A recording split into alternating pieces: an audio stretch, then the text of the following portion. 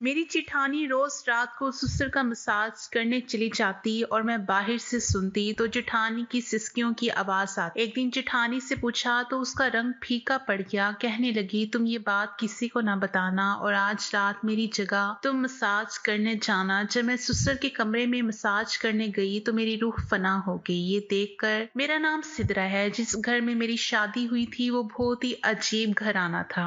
वहाँ ऐसे ऐसे काम होते थे जो मेरी समझ से बाहर थे। मेरे ससुराल में मेरी एक जेठानी और मेरे ससुर थे। मेरा जेठ बाहर के मुल्क में रहता था। मैंने उनको कभी नहीं देखा और ना ही वो मेरी शादी में आए थे। मेरे शोहर का नाम वकास था। दरअसल हमारी मोहब्बत की शादी थी और मेरे घर वाले इस शादी के लिए राजी नहीं थे क्योंकि मेरा शोहर बहुत कमजोर और बीमार नजर आता था। मेरे बाबा को पूरा यकीन था कि ये वकास नशा करता है, जबकि ऐसा नहीं था। मैं चाहती थी कि हमारी शादी इज्जत और सुकून से हो जाए, पर ऐसा नहीं हो पाया और बात बिगड़ गई। मेरे घर वालों ने मेरे शोहर को कहा कि 3 दिन है तुम्हारे पास, इसको शादी करके ले जाओ वरना चौथे दिन हम इसकी शादी कहीं और करवा देंगे। मेरे शोहर ने हाथ पांव मारे, दोस्तों की मदद ली और शादी कर ली। बाबा ने कहा कि तुम्हारे लिए आज से इस घर के दरवाजे बंद हैं। मैं हैरान तब हुई जब वकास के पापा भी हमारी शादी में खुशी खुशी नजर आए। वो बिल्कुल भी नाराज नहीं थे, कहते थे कि मोहब्बत करना कोई गुनाह नहीं है। मेरी शादी पर ही मैं अपनी जिठानी से मिली। मुझे उसने बहुत तसल्ली दी और कहा कि सब ठीक हो जाएगा, तुम बिल्कुल भी परेशान मत होना। वकास दिन रात मेहनत करने लगा क्योंकि अब हमें पैसों की जरूरत थी। वो सुबह जाता तो रात को ही वापस आता। ऐसे में घर में सिर्फ मैं और मेरी जिठानी ही थी। एक दिन मैंने कुछ बहुत ही अजीब देखा। रात होती ही मेरी जिठानी सारा काम खत्म करने के बाद मेरे ससुर के कमरे में चली जाती थी और उसके हाथ में तेल की कटोरी होती थी। मैं ये मंजर देखकर बड़ी हैरान हुई। वो जैसे ही कमरे के अंदर गई तो उसने दरवाजा बंद कर दिया। मैं हैरान रह गई कि भला इस वक्त इसका अंदर क्या काम है और ये तेल लेकर अंदर क्यों गई है। कुछ देर मैं खड़ी रही कि शायद तेल देने गई होगी और दरवाजा गलती से बंद हो गया होगा। 15 से 20 मिनट गुजर गए लेकिन मेरी जिठानी वापस नहीं आई। कुछ देर बाद मेरा शौहर आ गया। मैंने उसके लिए रात का खाना गर्म किया, फिर हमने साथ बैठकर खाना खाया। थोड़ी देर के बाद उसने मुझे चाय बनाने को कह दिया। मैं चाय बनाने के लिए दोबारा किचन में गई, तभी मैंने देखा कि मेरी जेठानी अपने कमरे में नहीं थी और ससुर के कमरे की लाइट भी बंद थी। इसका मतलब वो सो चुके थे। फिर मैं चाय बनाकर वापस आ गई तो बर्तन रखने के लिए जब दोबारा गई तब भी मैंने देखा यही सिलसिला जारी था। मैं कुछ कर भी नहीं सकती थी। मैं अपने कमरे में गई। सुबह मैंने अपनी जेठानी, जिसका नाम समीना था, उससे पूछना चाहा लेकिन हिम्मत नहीं हो रही थी। अगले दिन फिर से ही वही सब कुछ होने लगा। वो फिर रात होती ही सारे काम खत्म करने के बाद जब उसको लगा कि अब सारे घर वाले सो गए हैं तो वो तेल लेकर ससुर के कमरे में चली गई। मैं देर तक जागती थी क्योंकि वकास देर से घर आते थे। दरवाजा बंद होने वाली बात ने मुझे बहुत ज्यादा परेशान किया था। मैं धीरे धीरे चलती हुई कमरे के पास गई। मेरे कदम बहुत ही धीरे धीरे आगे बढ़ रहे थे और कान जरूरत से ज्यादा ही खुले थे। छोटे मोटे शोर की आवाज पर भी मेरी आंखें इधर उधर देखना शुरू कर देती थीं। लेकिन फिर मैंने ऐसी आवाज सुनी जिसको सुनकर मैं हैरान रह गई। कमरे से समीना की हल्की हल्की सिसकियों की आवाज आ रही थी। मैंने अपने कानों को हाथ लगा लिया। मैं बुरी तरह हैरान रह गई कि ये सब क्या हो रहा है। पहले मुझे लगा कि ये मेरा वहम है, लेकिन मैंने बाकायदा आवाज सुनी और अब तो मैं पूरे यकीन के साथ ये बात कह सकती थी कि जो कुछ भी हो रहा है इसमें कुछ तो गलत है। मैंने दरवाजे पर दस्तक दी। कमरे की लाइट उसी वक्त ऑन हो गई, लेकिन फिर मैं डर गई। ऐसा लगा जैसे कोई बाहर आ रहा है। मैं वापस अपने कमरे में आ गई। मैंने सोचा वकास से बात करूंगी। वकास जैसे घर आए तो वो बहुत थके हुए थे और सोने के मूड में थे और वो सो गए।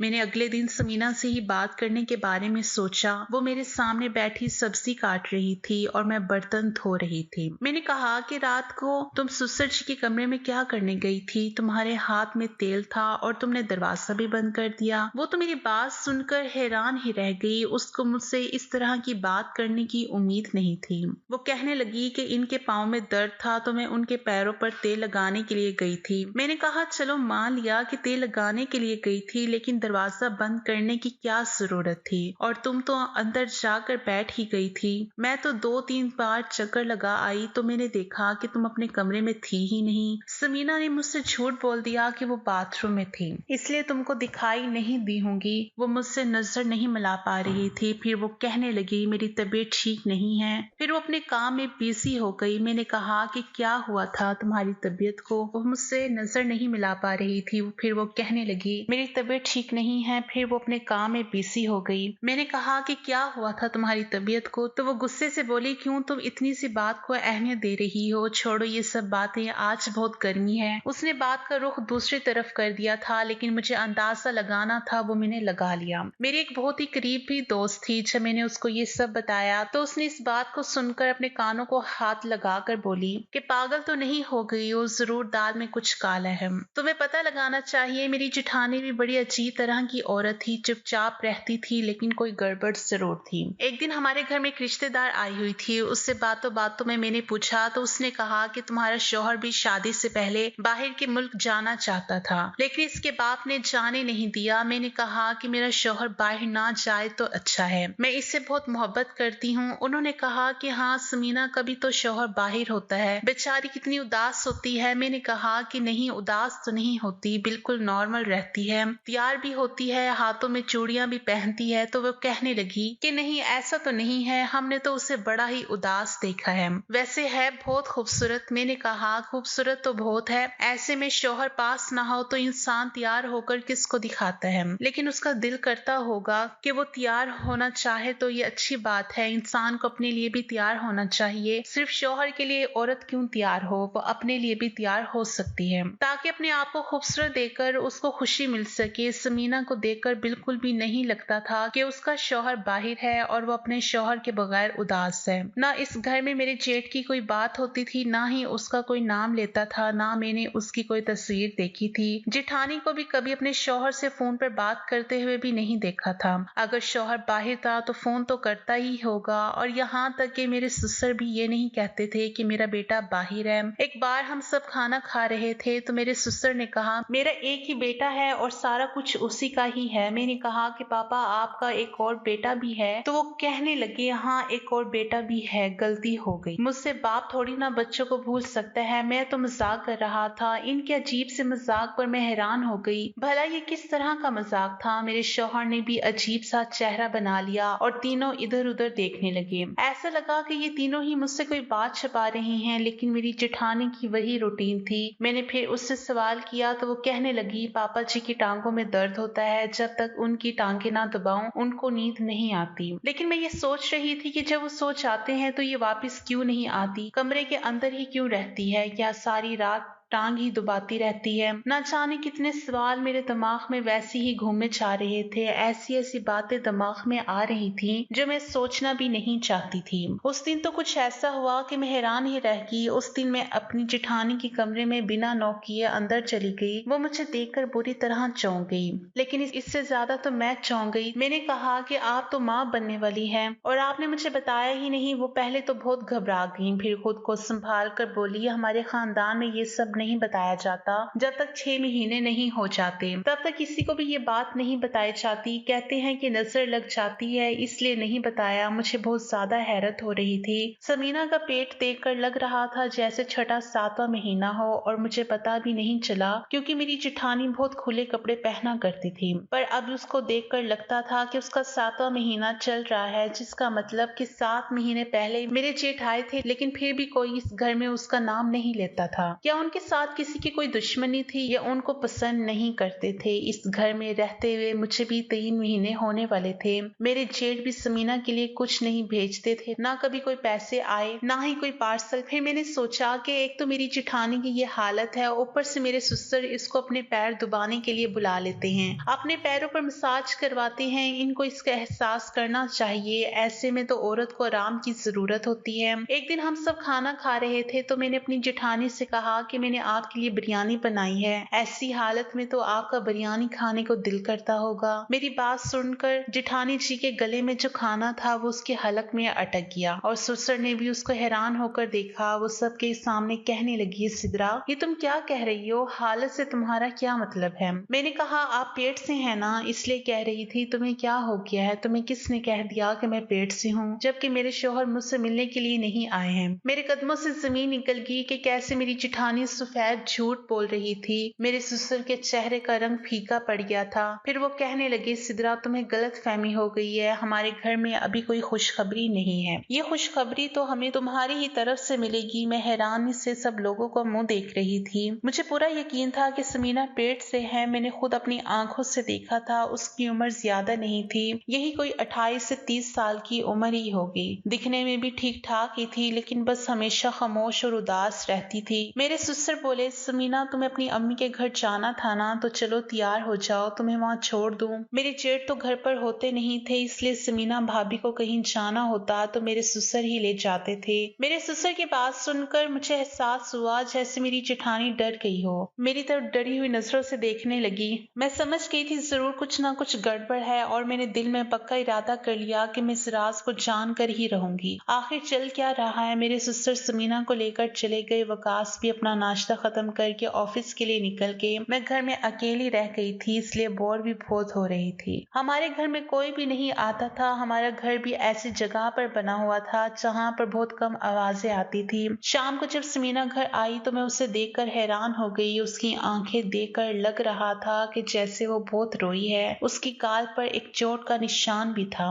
मैंने पूछा तो कहने लगी, मैं रिक्शे से गिर गई थी इसलिए चोट आई है। लेकिन इसके चेहरे से ही पता लग रहा था कि वो झूठ बोल रही है। वो मुझसे नजरें चुरा रही थी। मैंने भी ज्यादा सवाल जवाब नहीं किए। मैंने कहा, आप कमरे में जाकर आराम करो, बाकी सारा काम मैं देख लूंगी। मैंने समीना को हल्दी वाला दूध दिया और उसे कमरे में भेज दिया। आज मैंने पक्का इरादा कर लिया था कि मैं सच्चाई जान कर ही रहूंगी। समीना जब अपने कमरे में चली गई और थोड़ी देर बाद मुझे यकीन हो गया कि वो सो चुकी है, तो मैंने बाहर से दरवाजा बंद कर दिया। आज उसकी जगह मैं तेल की कटोरी लेकर अपने ससुर के कमरे में जाने वाली थी। इसके अलावा मेरे पास और कोई चारा नहीं था सच जाने का, और मुझे डर भी लग रहा था कि कहीं कुछ गलत ना हो जाए। लेकिन अब जब मैंने सोच लिया था तो मैं पीछे हटने वाली नहीं थी। मैंने अपनी जेठानी के कपड़े पहने, हाथ में तेल की कटोरी लिए अपने ससुर के कमरे की तरफ चल दी। धड़कते दिल के साथ मैंने दरवाजा खोला। कमरे में हल्की रोशनी थी, नाइट बल्ब चल रहा था। कमरे में जाने के बाद मैंने दरवाजा बंद करने का नाटक किया था, क्योंकि समीना भी अंदर जाने के बाद दरवाजा बंद कर लेती थी।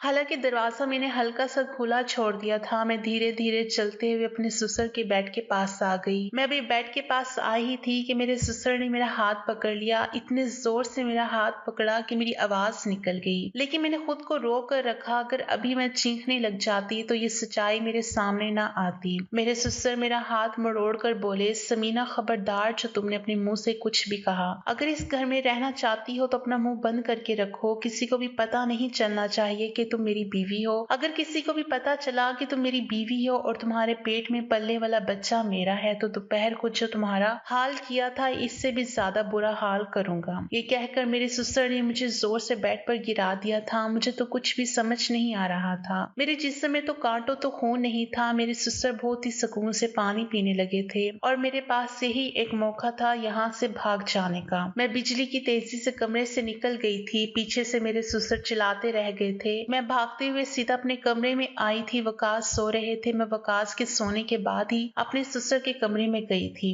अपने ससुर का ये रूप देखकर तो मैं कांप गई थी। ऊपर से इतना शरीफ दिखने वाला इंसान अंदर से कितना गिरा हुआ था। घर में जो कुछ भी हो रहा था बहुत गलत हो रहा था। मतलब जिससे मैं अपनी जेठानी समझ रही थी वो तो मेरी सास थी। दोनों की उम्र में बहुत ज्यादा फर्क था, लेकिन जो कुछ भी समीना के साथ जुल्म हो रहा था मैं अपनी आंखों से नहीं देख सकती थी। आज दूध का दूध और पानी का पानी हो जाना चाहिए, मैंने अपने दिल में सोचा और वकास को झंझोड़ते हुए उठाया। वकास उठकर बैठे और हैरत से मेरी तरफ देखने लगे। क्या हुआ सिद्रा, तुम इतनी परेशान क्यों हो? मैं कुछ नहीं बोली, बस मैंने वकास का हाथ पकड़ा और अपनी सास के कमरे में आ गई। मेरी सास समीना अभी भी सो रही थी। शायद दोपहर का जुल्म का असर था जो इनकी आंख नहीं खुली थी। मैंने अपनी सास को उठाया और उनका हाथ पकड़कर अपने ससुर के कमरे में ले आई। वकास और मेरी सास मुझे हैरत से देख रहे थे। दोनों को कुछ भी समझ नहीं आ रहा था कि मैं ये सब क्यों कर रही हूँ। ससुर के कमरे में पहुंचकर मैंने लाइट्स ऑन कर दी। हम तीनों को कमरे में देखकर मेरे ससुर हक्का बक्का रह गए। फिर खुद को संभालते हुए बोले, क्या बात है, तुम तीनों मेरे कमरे में अचानक कैसे? वकास और मेरी सास मेरा मुंह देखने लगे क्योंकि इन्हें तो कुछ पता ही नहीं था। फिर मैंने गुस्से से कहा, पापा जी आप ड्रामा करना बंद कीजिए। आपकी हकीकत मुझे पता चल चुकी है। मैं तो आपको बहुत ही अच्छा इंसान समझती थी, लेकिन आप इतने गिरे हुए इंसान निकलोगे मैं नहीं जानती। जानती थी। मेरी बात सुनकर ससुर हड़बड़ा गए, कहने लगे, बेटा ये कैसी बातें कर रही हो, आखिर तुम्हें हो क्या गया है, मैंने क्या कर दिया। मैंने अपनी सास को आगे कर दिया। मैंने कहा, बताइए क्या रिश्ता है इनसे आपका।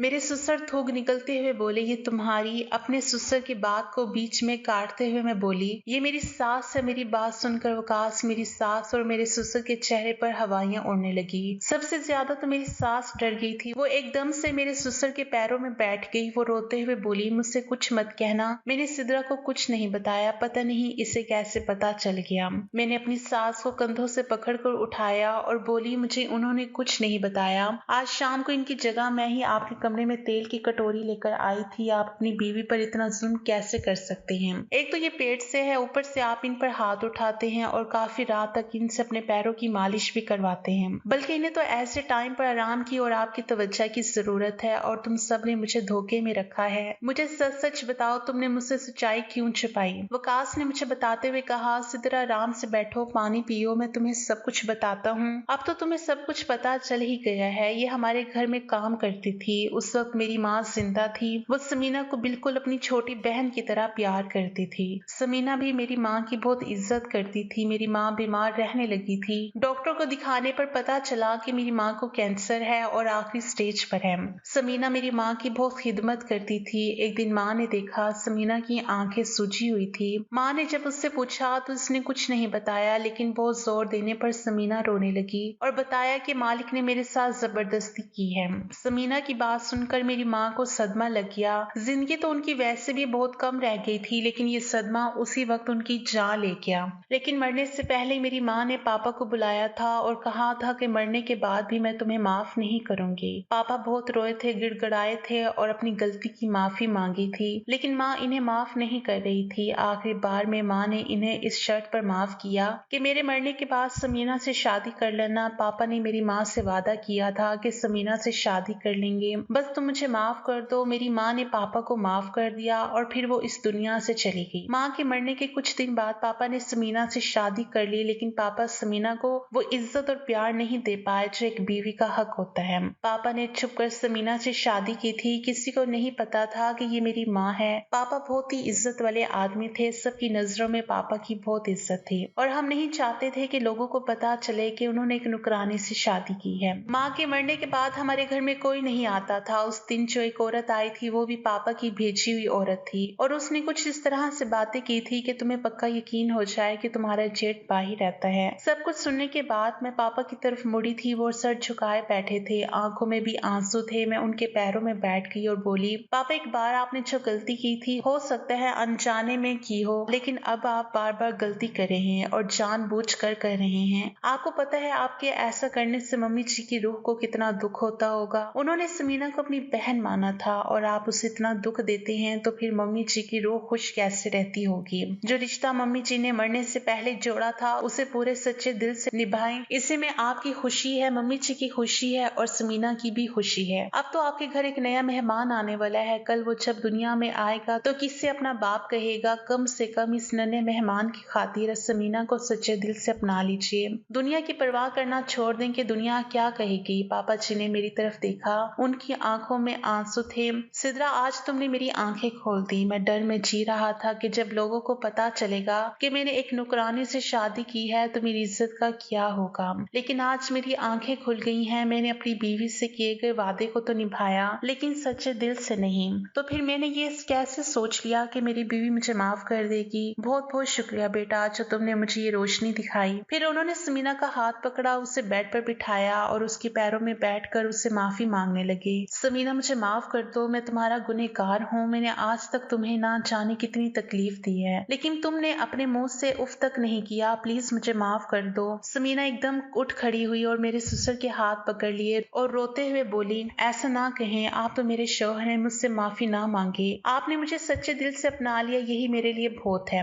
दोनों की आंखों में खुशी के आंसू थे। मैं भी बहुत खुश थी। वकास तो मुझे बहुत ही प्यार से देख रहे थे कि आज मैंने सब कुछ सुलझा दिया था। घर में कोई परेशानी और कोई तकलीफ नहीं थी। कुछ ही दिनों बाद समीना ने एक प्यारी सी बच्ची को जन्म दिया। पूरे घर में खुशियां फैल गई थी। मेरे ससुर तो बहुत ही खुश थे। इस नन्ही सी बच्ची को गोद में उठाकर ऐसे उछल रहे थे जैसे अभी अभी इनकी शादी हुई हो और ये उनका पहला बच्चा हो। मेरी सास ने मुझे गले से लगाकर ढेरों ढेरों दुआएं दी थी और मुझे खूब सारा प्यार किया था। कहने लगी, आज तुम्हारी वजह से मेरे बच्चे को बाप का प्यार और मुझे शोहर का प्यार मिला। मैं तुम्हारी बहुत बहुत शुक्रगुजार हूँ। आज हमारे घर में खुशियां ही खुशियां हैं। समीना और मेरे ससुर का तो कहना ही क्या, इनको तो जैसे एक नया मकसद मिल गया हो जीने का। तो दोस्तों, कैसी लगी आपको आज की ये कहानी? अगर पसंद आई हो तो लाइक करें, कमेंट करके जरूर बताइए।